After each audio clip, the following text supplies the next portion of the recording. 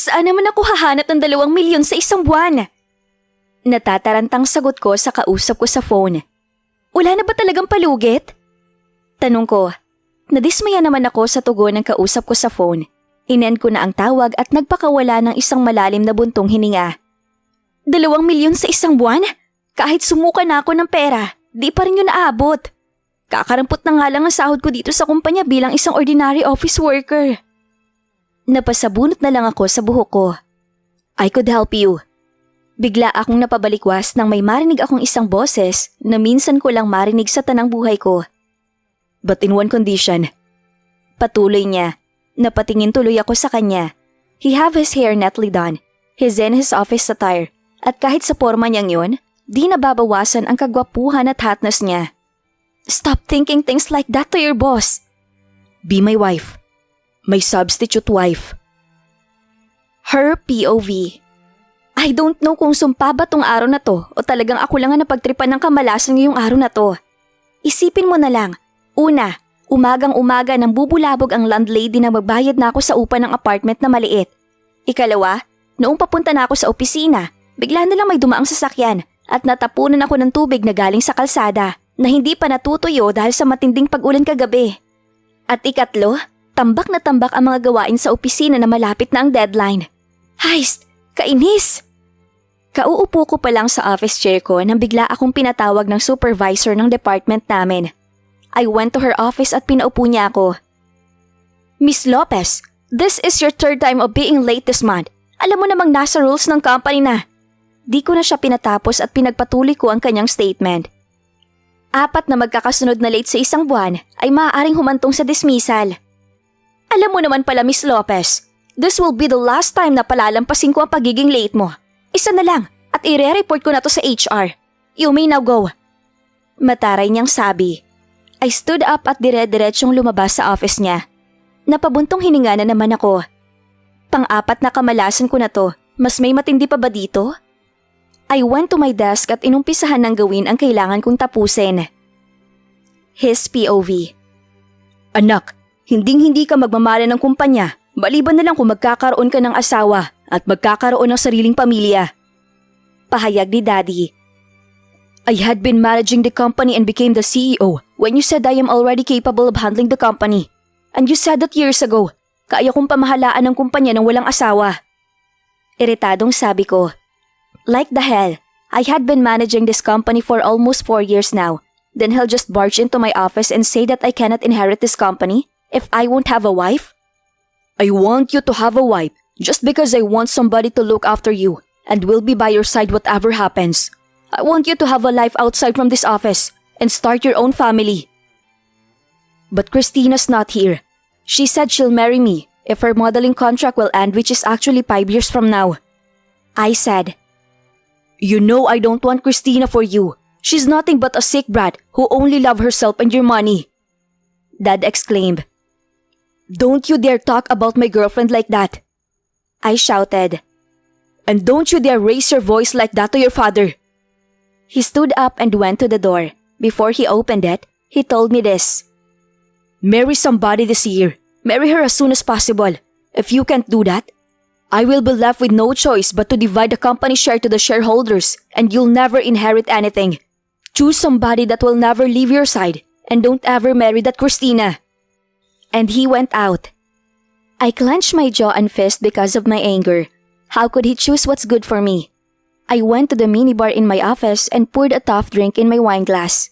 My life will be messed up, badly. Her POV. Di pa ako nangangalahati sa mga gawain ko nang biglang sumakit ang ulo ko. Sa tingin ko kailangan ko makalanghap ng sariwang hangin.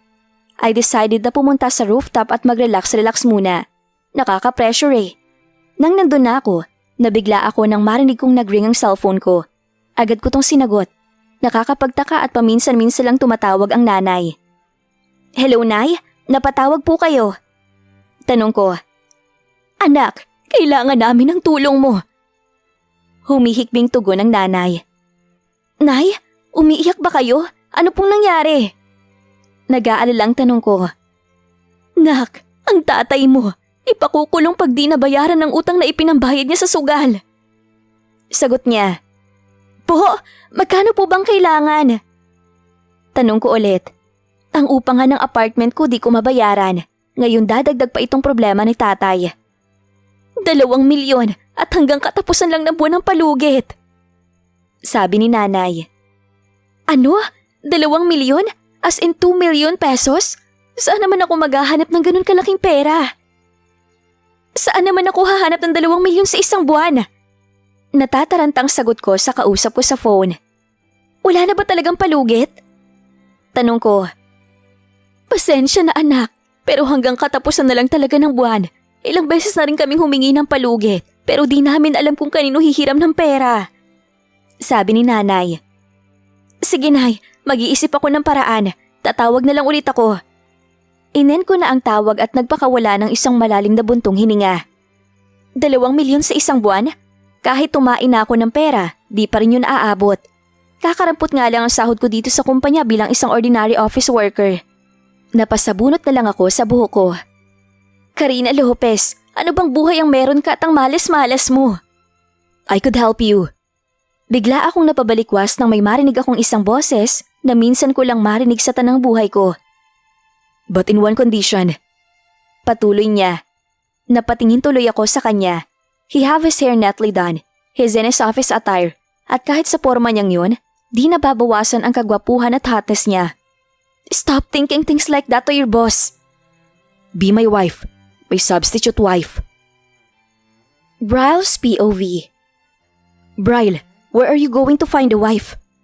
If there is someone I would like to marry, and that is my girlfriend, Christina.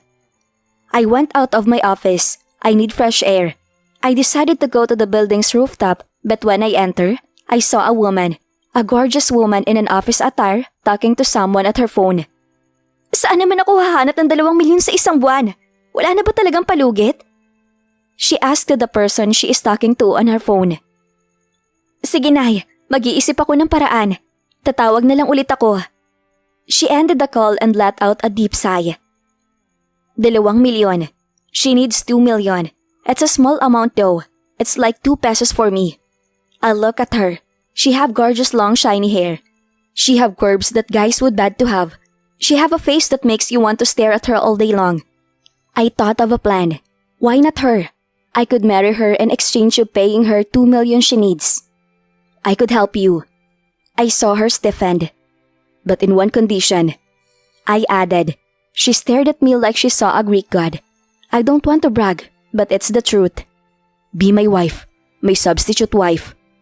I said, if she'll say yes, she'll be my substitute wife while Christina's still not here. I'll let her sign the annulment papers when Christina will come back. She'll have her money, and I could have the company. Karina's POV. Napanganga na lang ako sa sinabi niya. Ako? Substitute wife? Pero sir, akala ko po ba may girlfriend po kayo? Nauutal kong tanong sa kanya. Akala ko girlfriend niya yung sikat na model sa ibang bansa na si Miss Christina. Yes, I do have a girlfriend, but my dad wants me to marry somebody to inherit this company where you are working right now. And I'm apologizing for eavesdropping a while ago. And I am here to help you in exchange of that. You'll be my wife.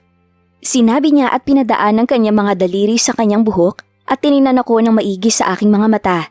Napakagat ako sa labi ko. Pero bakit po hindi na lang kayo maghanap ng ibang babae na magpapanggap na asawa ninyo? Alam ko naman po na maraming nagkakandara pa para lang pansinin nyo.